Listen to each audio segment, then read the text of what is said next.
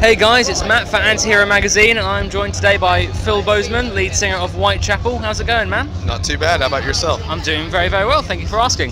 Saw you earlier today, absolutely destroying it on the main stage of Bloodstock. How was it? Did you enjoy yourself? Yeah, it was great. It was nice and cool outside, so it's not blistering hot like we're used to. Yeah, and it's not boiling. in America during the summer, it gets pretty brutal, especially on the West Coast. But yeah, I mean, it was great. You know, it's like exactly what we expected. Glad to hear it, man. And Whitechapel, you're considered one of the pioneers of the deathcore genre. Now, you might have to educate me a little bit. I'm not overly familiar with deathcore, so what does a band need, in your opinion, to be a great deathcore band? I mean, it's kind of hard to say. I mean, as long as you have, you know, good writing skills and, you know, just a vocalist that can stand out from the rest of the crowd, because I mean, it's hard to have like that diverse kind of scream that is going to be able to be recognized out of it. You know, there's tons of bands around, and the internet is you know, people can start up bands and, you know, put music on the internet, and you know, it's hard to stand out. So I mean, I think as long as you have like a, you know, good musicianship with you know, intricate parts and you know, stuff that's memorable, you know, I mean, you're going to be well on your way. I find it interesting that you bring up the internet, because obviously with streaming services like Spotify and, you know, illegal downloading and all that, it must be harder to make a living out of music, especially metal, than it was, say, during the 80s. Oh, absolutely. So with that in mind, do you think the internet has made things easier or harder overall for metal bands? I would say both, for sure. It's made it harder for us to you know, have more home time, because, you know, all the money that you make in a band is, you know, touring, you know, because this is our job and this is our livelihood. So we rely on touring and, you know, this band to actually, you know, have a living and have homes to go to. But it's also made it a lot easier to be exposed and, you know, discovered and all that stuff. So I mean, it's kind of a double-edged sword. Yeah. Are you an online man yourself? Do you have social media?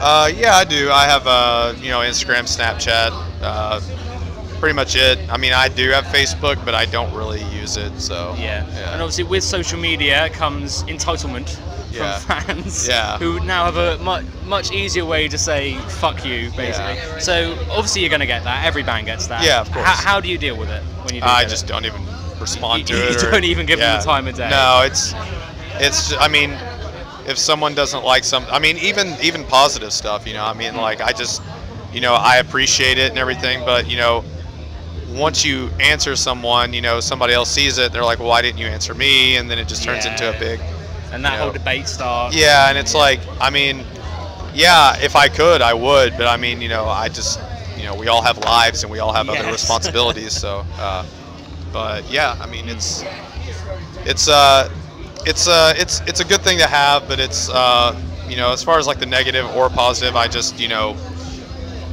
I appreciate the positive and appreciate the negative, I guess. It's like any tool, sure. Yeah. You know, it's got good sides and bad sides. Yeah.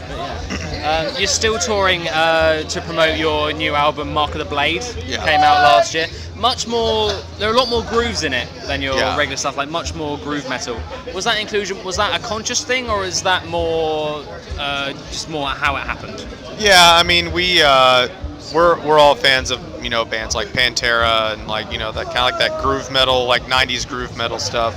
But yeah, I mean, going fast is fun. It's fun to write fast stuff, but it's also really fun and relaxing to play just groovy stuff and stuff that you can just, you know, lock into.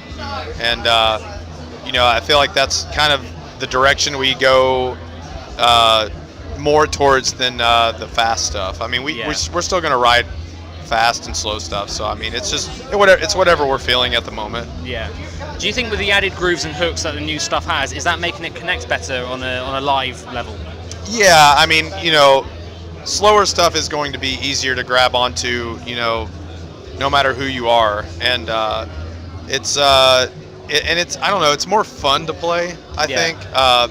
Fast stuff is, like I said, is cool, but the slower, groovier stuff is just like, it's just easier to grab onto. Yeah. I mean, musician or fan, you know. So this is the material from this album is your favorite stuff to play live then?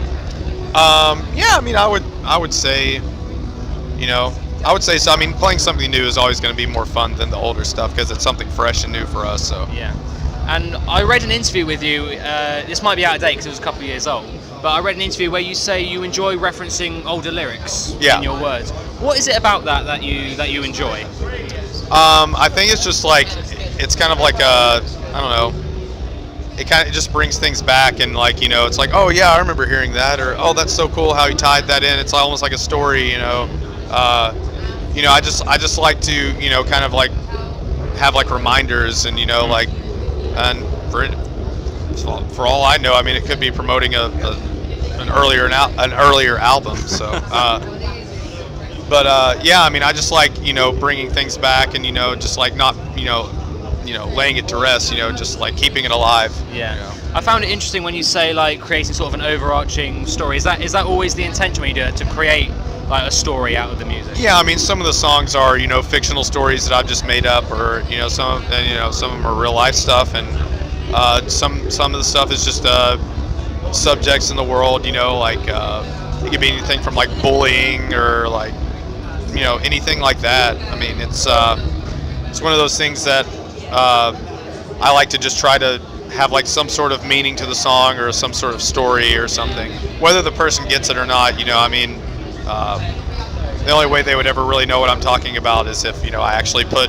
what this song is about underneath the lyrics or something. Yeah. But and with that love for storytelling, has Whitechapel ever created a concept album, or would you ever consider creating a concept album? yeah, I mean, the This Is Exile was a concept album pretty much. First one, Somatic Defilement could be considered one too, and I mean, honestly, even A New Era of Corruption could be considered a concept album.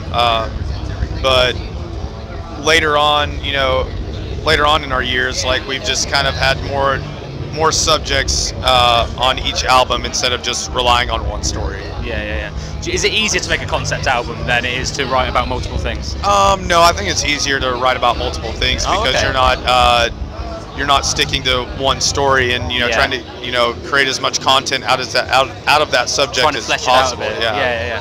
So one last question before we wrap up. Obviously, Whitechapel is from Knoxville, Tennessee. Yeah. So it's not a band in the metal circle. It's not a city that we hear a lot about. Yeah. So what is the metal scene like out in Knoxville? I mean, it's pretty good. It's not, you know, that of like a bigger city in, like, you know, the like New York City or like LA or anything like that. But I mean, we have a pretty good community there. I mean, it's a college football town, so you know, it's metal isn't necessarily the biggest market there. Yeah. But you know, we can still play shows there, and it does good. You still get a good crowd in your hometown. Yeah. That's the main thing. Thank you so much for your time today, man. I'm going to end it there. Everyone go and buy Mark of the Blade.